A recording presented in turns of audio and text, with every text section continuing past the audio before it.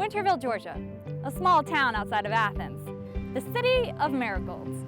With no river to attract settlers, it had something else to carry in a population. It had a railroad. So sit back and relax as myself and Mary Quinn take us back in time to watch the development of Winterville.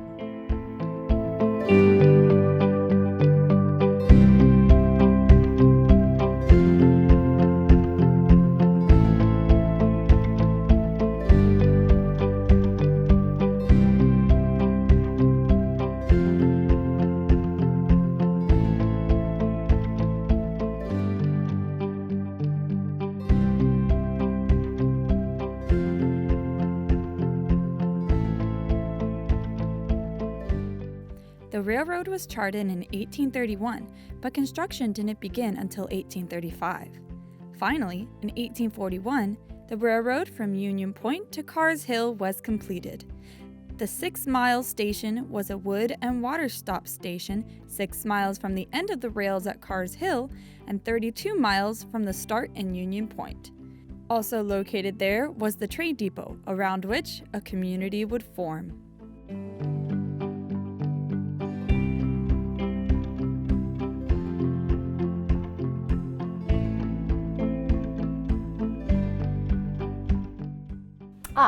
Well, my name is Mary Quinn. I'm actually a native of Winterville. I was born here and spent my first 21 years here.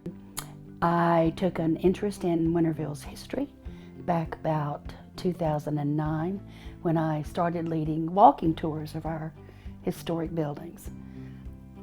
And then in 2014, along with my friend Emma Foley, we co-authored a book about the city of Winterville.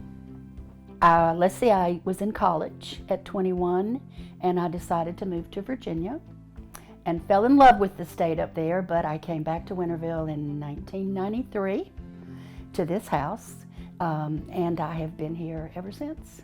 Prior to the train, this was just an agricultural area. There was no town until they built the train station, and that's when people started to locate there. But prior to that, everybody was farming. I can just say that this is a wonderful community. We feel very safe here. We love our historic properties. It's a modest community, but even my home is a little house that was built by the railroad for the laborers that were working on the railroad. And it's just a treasure. I hope we can keep it.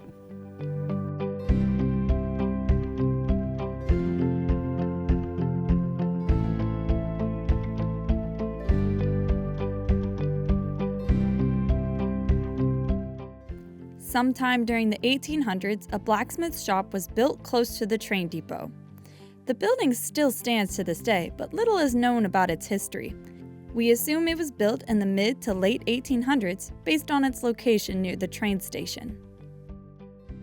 We actually had several blacksmiths in town that we know of, but that's the only building that I believe to be still standing. The original rails on the railroad were made of wood, and the train cars were pulled with horses. So I'm assuming that that's the proximity of that blacksmith shop to the train station and the tracks.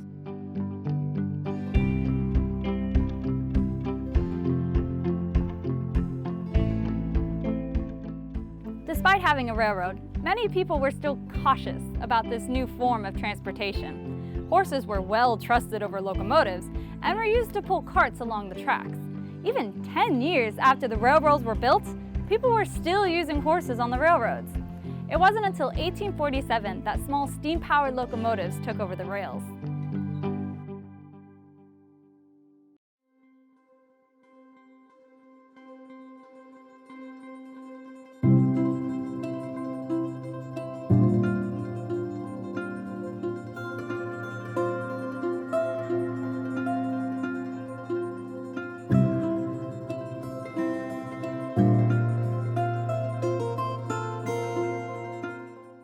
In 1860, John Winter visits the town for the first time.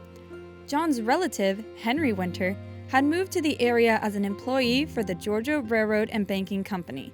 The 6 Mile station later became known as Winter's Station. John Winter also moved here and lived at what is now known as 149 South Georgia Avenue.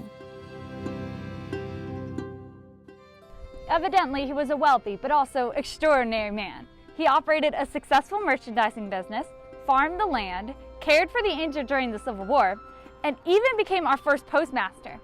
Doubtless, he was an important figure in turning this area into a functioning town. And there are some unmarked Confederate graves between his house and the church. Our theory is that John took care of wounded soldiers that were trying to get home after the Civil War was over. And if they died, he buried them there. We're not sure about that. After the war, during Reconstruction, in 1866, he was running a mercantile store between the train depot and his home. And he was contacted by the government, and they said, "We want to put a post office in Winterville. You'll be the westernmost post office in Oglethorpe County." And John came up with the name Winterville, and they made him the postmaster, and he ran the post office out of his store.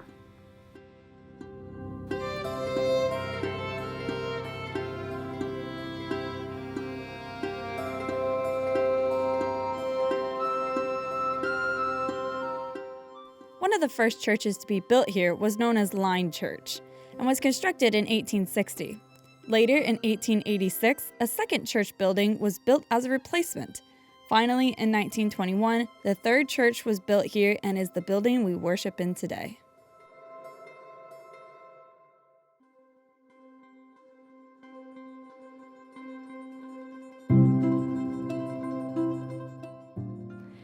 Originally intended to be non-denominational, Line Church became a Methodist church sometime before 1871, when the new parsonage was built. This parsonage still stands to this day.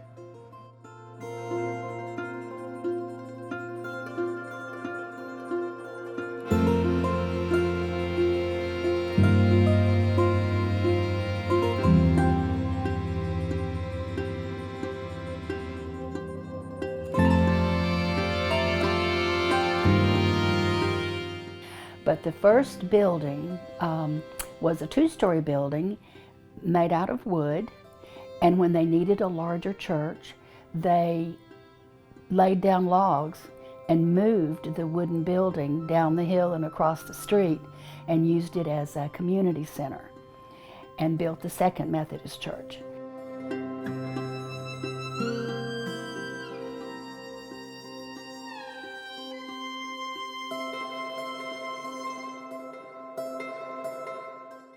Beyond a good church and blacksmith, a town needs a post office. The Winterville Post Office was established in 1866, with John Winter being the first postmaster.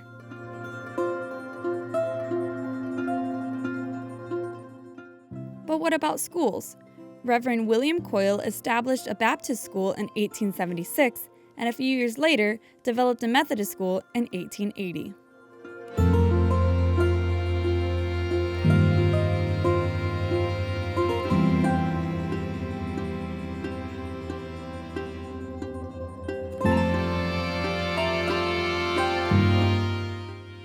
Preacher Coyle was evidently an awesome guy. He was ordained at a church over on the old Elberton Road, and then a couple of years later relocated here to Winterville, bought a beautiful 2-story home that's still standing, and then he donated the land where the Winterville School and the Winterville First Baptist Church are located. The First Baptist Church was organized in 1886, and the original building was built in 1888. Like the schools, this was organized by Preacher Coyle, and he preached here for 55 years.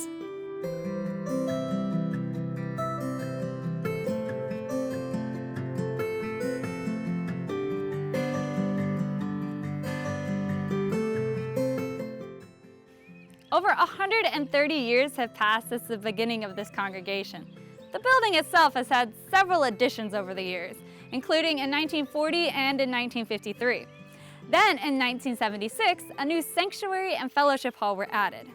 10 years later, in 1986, the Noah Davis Christian Life Center was finished. Later still, in 1999, a preschool was added, of which I attended.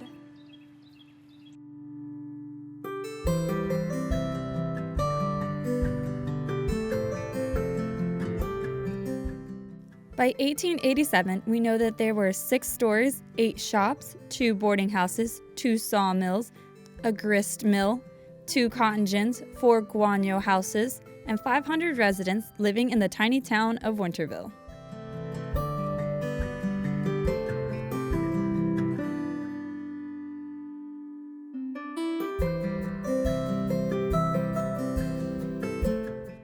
Then there's the doctor's office, built in the 1870s with Dr. Warren Dean Carter as the acting physician.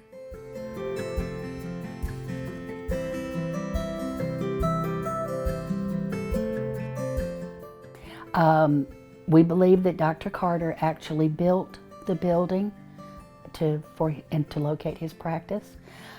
It was on the corner of Parkview, what is now Parkview, and Church Street. But as Parkview got widened, the building was about to fall over into the street. So Judge Pittard donated the building to the city, and they loaded it on a flatbed truck and moved it over to the location where it is right now. Dr. Carter died at a fairly young age, and after him, Dr. Frank Coyle practiced medicine out of that building. After his death, it became an insurance office.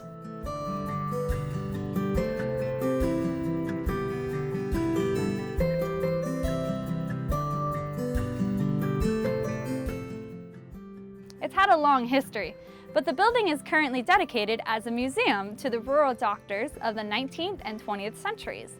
It is appropriately named after the 2 doctors who operated out of this building, being called the Carter Coyle Country Doctors Museum. This is one of only a few museums in the country to honor the doctors of the 19th and 20th centuries.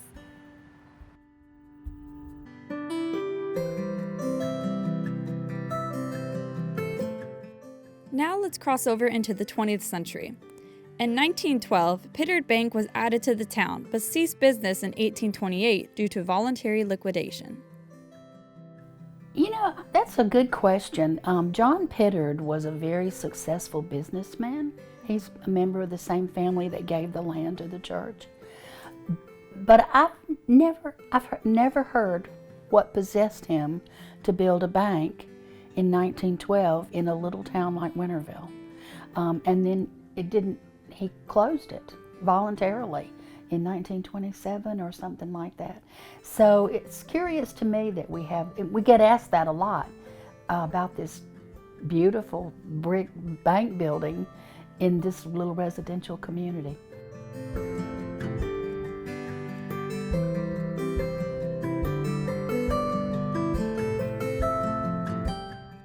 In 1922, the Athens Banner-Herald published an article which stated that the bank in Winterville was firmly anchored in public confidence. An advertisement of the same newspaper also reported that the Pittard Bank held $25,000 in capital. Only 6 years later, the bank would voluntarily close.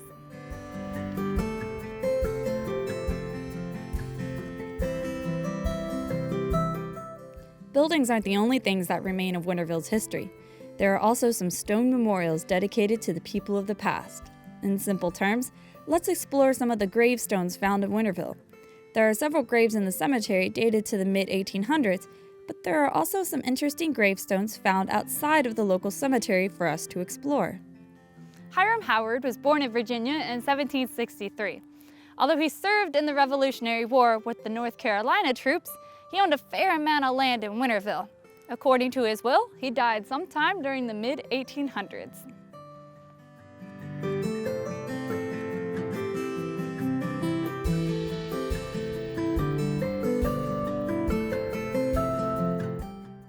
Hidden by bushes in front of the retirement center is William Tuck Jr. Born in 1845, Tuck lived on an old farmhouse and was a member of the community. Whether he was well liked or not, well, that's a story for another day. You noticed he's buried by himself. But it's not, what we've heard about him is not very flattering, even though he has a nice grave site. More mysterious than Tuck Jr. are the 5 graves located behind the Methodist Church. 4 of these graves are marked as unknown. The 5th grave is named John Schroeder, Company F of the Louisiana Militia, CSA. As mentioned before, the assumed story is that these men were soldiers in the Civil War. Based on their close location to the train station, it is likely that they had little to no connection with Winterville, but as they were passing through the town, they either died from war injuries or were too injured to carry on. Perhaps they were even cared for by John Winters himself. We stopped the timeline in the early 1900s, but a lot has changed in the past 100 years. Then again, a lot has remained the same. For example, the First Methodist Church and the First Baptist churches still meet every Sunday, and several original homes still exist to this day. Yeah, the school, the Winterville school, actually closed, graduated its last class in 1957, would have been the class of 56. And so those folks are getting on up there. My brother and my sister, older brother and sister, both graduated from Winterville School. At that time, the county schools had not consolidated. So we had kids from all around here, from Madison County, Oglethorpe County, and the school was the center of activity for the whole community. We even had a gym where they played basketball and won several state championships. And when it closed, and the Clark County kids had to go to Athens, and the Oglethorpe County kids had to go to Lexington and Madison County, the town really started a slow decline, and from which we bounced back in the 1970s. So I would suggest that period, beginning with 1922, was a very prosperous time. The railroad was in full swing. The Depression had not occurred. The war was over. And I would expect Winterville to be thriving at that point. It wasn't until the school closed, and the school started in 1880. It wasn't until the school closed that we started what I call a decline. And we have lots of pictures, and of course I was living here. I was young, but I was living here then. And I remember how overgrown and dilapidated things became until we started the Marigold Festival and a renewed effort to revive their community.